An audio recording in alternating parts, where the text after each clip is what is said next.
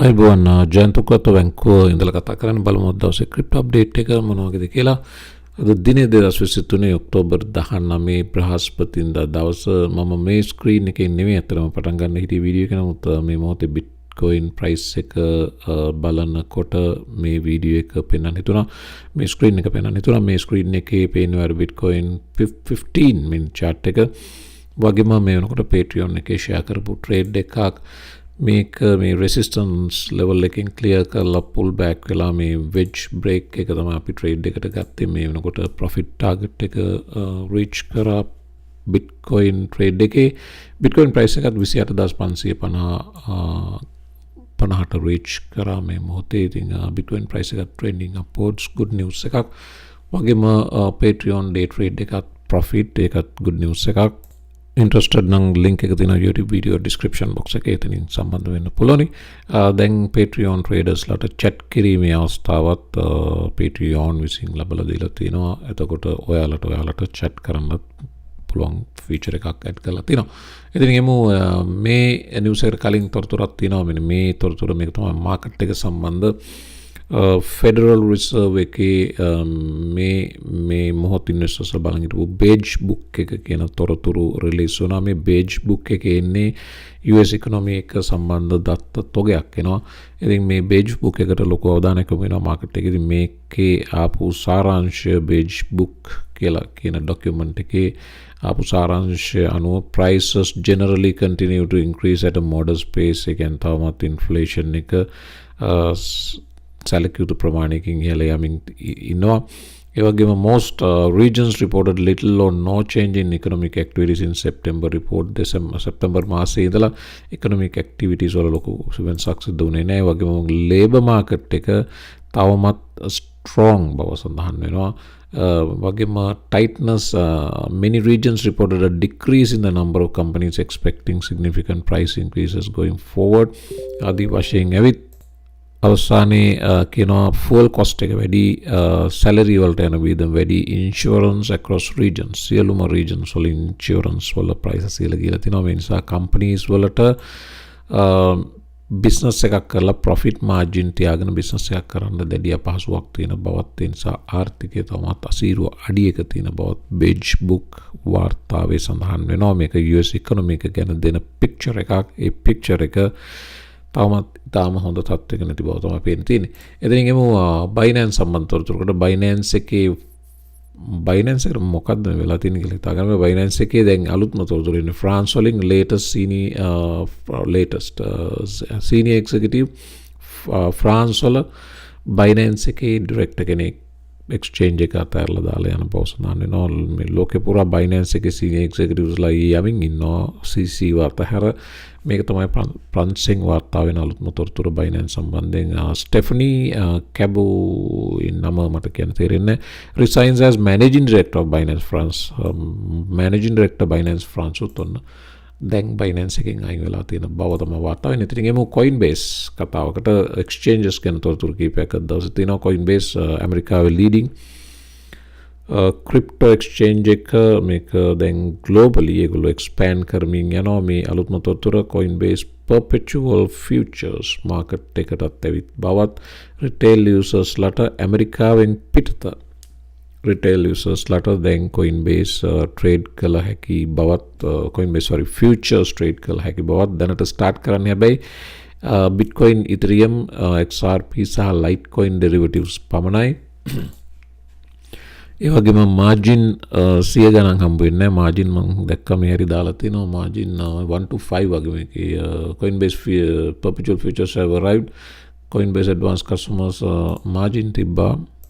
මේ තියෙන margin, the futures contracts will initially offer 5x leverage except for XRP වලට 3x, අනිත් ඒවාට 5x බවත් මේ වාර්තාවේ සඳහන් වෙනවා. කෙසේ වෙතත් Coinbase derivatives market එකට ආබව තමයි මේ තොරතුරේ වැදගත්ම කෑල්ල. හැබැයි ඇමරිකාවට නෙමෙයි, පිටස්තර ඇමරිකාවෙන් පිටත companies traders ලට. ඊට පස්සේ Bitcoin spot ETF එක ගැන තොරතුරක්. එකක් නෙමෙයි, අතන Bitcoin ETF application මත 9ක් වෙනකොට තියෙනවා. මේකේ මුල්ම list එකේ මුල්ම එක්කෙනා ඉන්නේ ARK Invest. හැබැයි දැන් මේ Mike Nogred's ගේ කම්පනි එක එහෙමත් නැත්නම් Galaxy Digital CEO Mike Novogratz ඒගොල්ලන්ට Bitcoin Spot ETF එක approval එකක් ගැන විශ්වාසය පළ කරා. පොඩි වීඩියෝ ක්ලිප් එකක් තියෙනවා අහලා බලමු. මෙතන ඊයේ දවසේ CNBC market alert වැඩසටහනේදී තිබ්බ පොඩි ඉන්ටර්වියු එකක් Mike Novogratz එක්ක. Just let's start with this report. Let's start with all of the excitement / hype / I don't know what about the fact that not just BlackRock but Fidelity and so many others have attempted at least or have applications in to try to get a Bitcoin ETF going. And the question is whether just because they're asking, is it going to be approved? Yeah, it's going to get approved. We actually think, we're partnered with Invesco on an application. We think it happens this year in 2023. All the indications of dealing seem to be heading in the right direction. And that's, from what's Mike though, because I don't want people to, Mike, people are going to say he's talking his book. He owns a lot of Bitcoin. He wants this to happen, obviously. What would you pinpoint and specifically suggest that you're seeing around the approval process that is somehow different today than it was a year ago, than it was 2 or 3 years ago?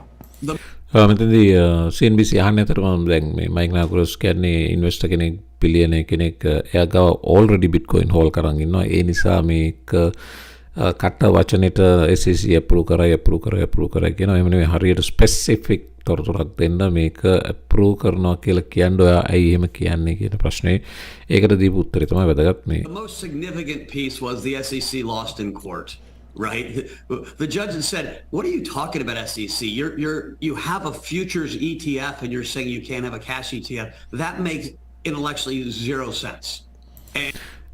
එතනදී highlight කරපු කාරණා තමයි උසාවි තීන්දුව SEC එකට futures Bitcoin ETF එකකට අවසරය දෙන්න පුළුවන් නම් cash Bitcoin ETF එකකට අවසරය දෙන්න නොදෙන්න කිසිම හේතුවක් නැහැ. ඒ නිසා ඒ SEC එකේ තීන්දුව SEC එකට විරුද්ධව උසාවි තීන්දුව තමයි ප්‍රධානම හේතුව මේක ළඟදීම approve වෙනවා කියලා කියන්න කියන කතාව තමයි Mike Novogratz highlight කරේ. මේ මොහොතේ futures market එක බලනවා නම් CNBC පෙන්නනවා Nasdaq slightly higher අනිත් දෙන්නම Dow Jones S&P 500 down බවත් මේ වෙනකොට treasury bonds 10 years up බවත් පෙන්වනවා.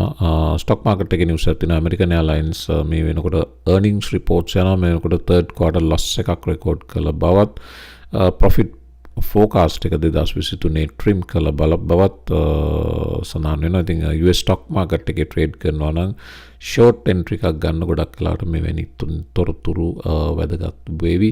ඒ ගැනත් watch එකේ ඉන්න. Ledger එක කියන්නේ hardware wallet produce කරන නැත්නම් sell කරන company එකක්. Ledger එකේ Bitcoin Orange කියන special wallet එක hardware wallet එකේ limited edition එකක් මේක create කළ බවත් මේ වෙනකොට sell කරන්න තියෙන බවත් ඒකේ කොටසක් Bitcoin core developers ලට ආධාර පිණිස වෙන් කරන බවත් Ledger සඳහන් කරනවා. ඉතින් එහෙම coin market cap එකට මේ වෙනකොට refresh කරලා බලුවොත් markets slightly lower බව පෙන්නනවා 0.3 down 1.09 අතරම එහෙම හොඳ ඊයේත් වගේනේ 1.09 කියලා පෙන්නනවා. ඒකසත් අපි යවතින් market එකේ sentiment එක බලුවොත් මේ වෙනකොට fear පැත්තේ ඉඳලා greed පැත්තට හිමීට සේන්දු වෙමින් තියෙන බවත් ගිය සති 45යි ගිය මාසේ 46යි දැන් මේ වාර මේ ඊයේ දවසේ 50යි අද 52 බවට පත් වෙලා තිනවා.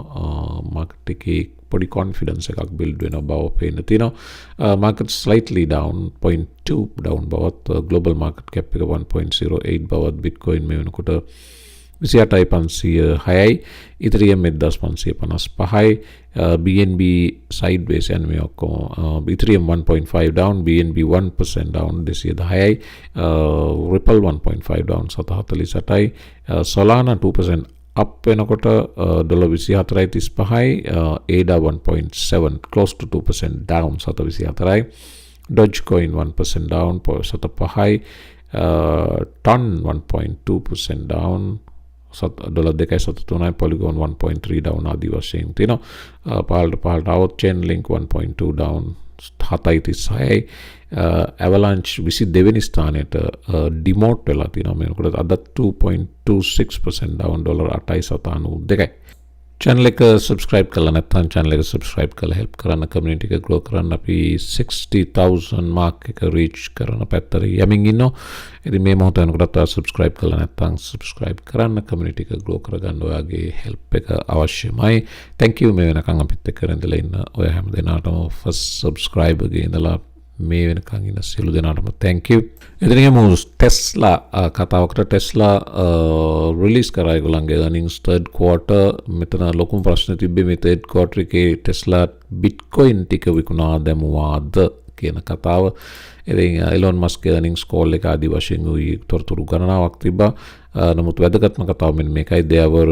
There was no change in the company's Bitcoin holdings. The company did not buy or sell BTC.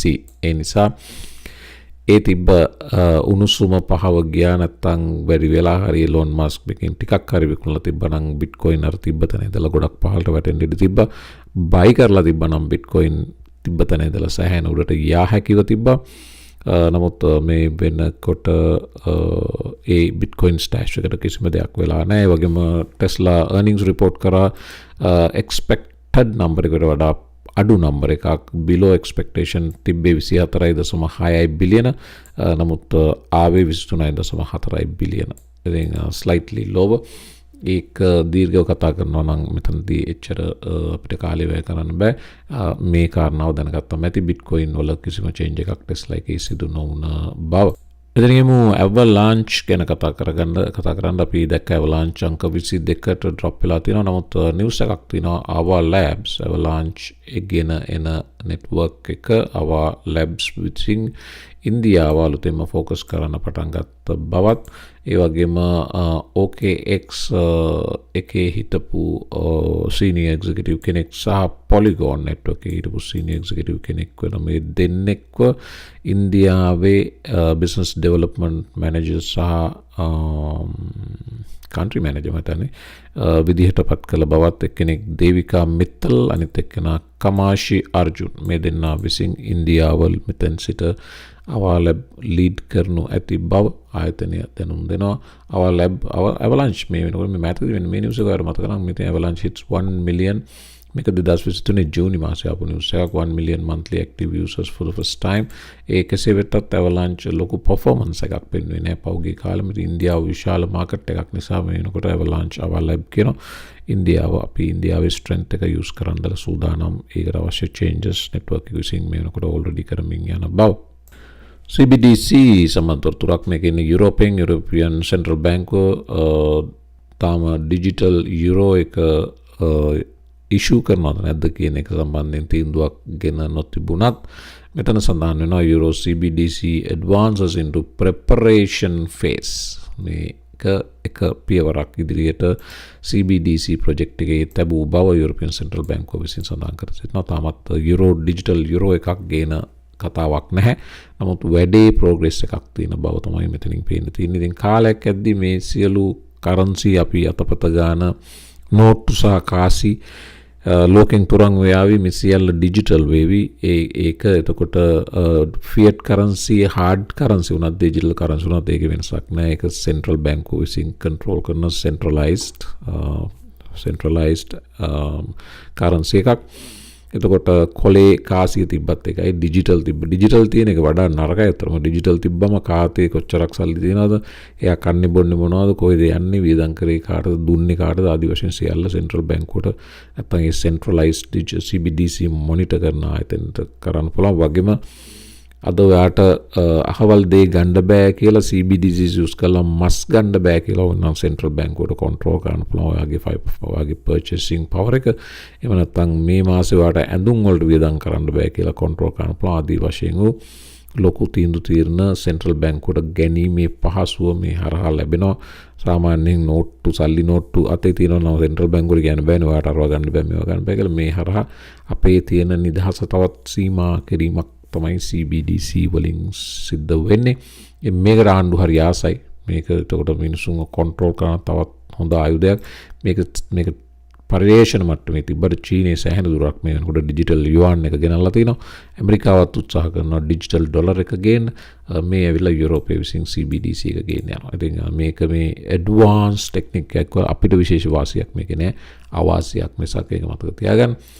ඉතින් එමු බිට්කොයින් මෙන්න මේ chart එකට පහුගිය දින පහේ සාමාන්‍යයෙන් US ඩොලර් මිලියන 924 කියන්නේ බිලියන එකට ආසන්න වැලියු එකක් තියෙන බිට්කොයින් 33000ක් centralized exchanges වලින් crypto exchanges වලින් centralized කියලා විශේෂණ සඳහන් කළා නෑ crypto exchanges වලින් wallets වලට transfer වුණ බව තමයි මේකේ කියවෙන්නේ. ඉතින් පැහැදිලිවම පේනවා බිට්කොයින් exchange reserves drop වෙනවා වගේම මේ exchanges වලින් බිට්කොයින් අයින් කරගෙන wallets වලට එකතු කරන්න තවමත් ඉන්වෙස්ටර්ස්ලා යොසුළු වෙන බව මේ price levels වලදී. ඒකට එක විශේෂ හේතුවක් තියෙනවා. මාකට් එක දන්නවා ඉදිරියේදී මේ spot bitcoin ETF approval එකක් කොයි මොහොතක හරියනවා කියලා. දැන් පහුගිය දවස්වල ඒ fake news එකක් Coin Telegraph ගාපු වෙලාවේ bitcoin price එක 30000ට එක හෙලා එක ඉද්ද ගැහුවා වගේ ගිහිල්ලා තමයි නැවතුනේ. ඉතින් ඒ real news එකක් આવුත් ඔයාලට හිතාගන්න පුළුවන් bitcoin කොහෙද යන්නේ කියලා. ඒකට පෙර සූදානමක් විදිහට තමයි මේ වාර්තාවෙත් කියනවා bitcoin spot ETF approval එකක් આવොත් තවත් ට්‍රිලියනයක් ක්‍රිප්ටෝ වල මාකට් කැප් එකට ඇඩ් විය හැකි බව. මේනකොට 1.08 ට්‍රිලියන්. එතකොට ඒක සැනින් 2.08 ට්‍රිලියන් විය හැකි බව තමයි මේ ක්‍රිප්ටෝ කාන්ට් වාර්තාවක් බේස් කරලා කොයින් ඩෙස්ක් සඳහන් කරන්නේ. ඇමරිකානු ට්‍රෙෂරි එක භාණ්ඩාගාරය විසින් හමාස් සහ ඉරානය වෙත sanctions දාපවත් මේ යුද්ධයට සම්බන්ධ leading figures නැත්නම් පුද්ගලයන්ට සහ ඒ අයට සම්බන්ධ ආයතන වලට මේ සම්බාධක පැනවූ බව පොලිටිකෝ වාර්තා කරනවා. Roblox කියන්නේ බිලියන ගණනාවක ආදායමක් හොයන මාසයකට ගේමින් කම්පනි එකක්. මේක සෙන්ට්‍රලයිස් මේක ක්‍රිප්ටෝ කම්පනි එකක් නෙමෙයි. ඒගොල්ලෝ XRP එක පාර්ට්නර්ෂිප් එකක් දැමීම XRP එකට amazing news එකක් massive news එකක්. නමුත් ඒක බොරුවක්. ඒක එහෙම එකක් සිද්ධ නොවන බව Roblox වාර්තා කරා. ඒතනින් පස්සේ ප්‍රයිස් එකට මොකද වෙන්නේ කියන එක තමයි මේ වාර්තාවේ කියන්නේ. නමුත් අපි බැලුවා ප්‍රයිස් එකේ ලොකු චේන්ජ් එකක් නැහැ. අපි කලින් බැලුවා XRP 48 තාමත් එහෙමම තියෙනවා. එන්න මේ නිවුස් එක සුයි එකට ආවේ. සුයි foundation denies token supply manipulation claims. මේකේ සුයි එකට ආපු චෝදනාවක්. සුයි එකේ ටීම් එක විසින් කෘත්‍රිමව ටෝකන් එකේ ඉන්ෆ්ලේෂන් එකක් ක්‍රියේට් කරලා ප්‍රයිස් එක ඩ්‍රොප් කරන්න කටයුතු කළ බවට වාර්තා වෙනවා. මේක බොරුවක් බව පසුව සුයි ටීම් එක විසින් නැත්තම් මේක තාමත් හැබැයි මේක ඉන්වෙස්ටිගේට් වෙනවා නැත්තම් මේ සම්බන්ධ කරුණු සොයා බලනවා. නමුත් සුයි මේක ප්‍රතික්ෂේප කළා. මේ ටෝකන් සප්ලයි එක ඉහළ දාලා ඉන්ෆ්ලේෂන් එකක් ගෙනල්ලා කෘත්‍රිමව ප්‍රයිස් එක වට්ටන්න අපි කරේ කටයුතු කරේ නොමැති බව සුයි විසින් වාර්තා කරා. නමුත් කෙසේ වෙතත් සුයි ප්‍රයිස් එක පසුගිය දිනවල මේ තියෙන සුයි 15 minute chart එකේ කතාවත් එක්ක සුයි ප්‍රයිස් එක දිගටම වැටුණා. මේ වෙනකොටත් trending downwards අර නිවුස් එක නිසා. Bitcoin price එකේ තත්ත්වය මෙන්න මේකයි. මේවට පේන්නේ 4 hour chart එක Binance එකේ මේ trend line එකෙන් break වෙලා දැන් retest වෙමින් ඉන්නවා. hopefully මේ price එක මෙතනින් hold කරાવી වගේ පේනවා. අර මම කලින් වීඩියෝ එක මුලදී පෙන්නපු gain එක තරමක් දුරට අතහැරියත් තාමත් 4 hour chart එකේ මේක trending upwards price එක 28453 බවත් පේන්න තියෙනවා. ඉතින් මෙන්න මේ තොරතුරු තමයි දවස් share කරන් තියෙන්නේ. ඒ වගේම Bitcoin spot ETF එකකට apply කරපු Fidelity බැංකුව නැත්නම් Fidelity Investments ආයතනය ඒගොල්ලොන්ගේ application එක revise කරලා නැවත submit කළ බවත් මේ applications ප්‍රතික්ෂේප වෙනකොට ඒගොල්ලෝ ඒක වෙනත් ආකාරයකට SEC එකට අවශ්‍ය ආකාරයට revise කරමින් ඉදිරිපත් කරනවා. මේ එවැනි අවස්ථාවක් ඒකේ තොරතුරක් ඉදිරියේදී ලැබෙවි. දැනට මේක තමයි ඒ තොරතුර. ඉතින් එහෙමනම් මම වීඩියෝ එක හමාර කරනවා. වීඩියෝ එක like කරන්න, comments දාන්න, channel එක subscribe කරලා help කරන්න 60000 mark එක reach කරන්න ඔයාගේ උදව්ව අවශ්‍යයි. Patreon trade කරනවා නම් link එක තියෙනවා YouTube video description box එකේ. ඒකේ swing trade කරනවා නම් ඉහළ memberships වලටත් නැත්නම් day trade කරනවා නම් පහළම තියෙන membership එකකට සම්බන්ධ විය හැකියි. එහෙනම් මම වීඩියෝ එක හමාර කරනවා. හැමෝම අලුත් වීඩියෝ එකකට එක්ක සුබ දවසක්.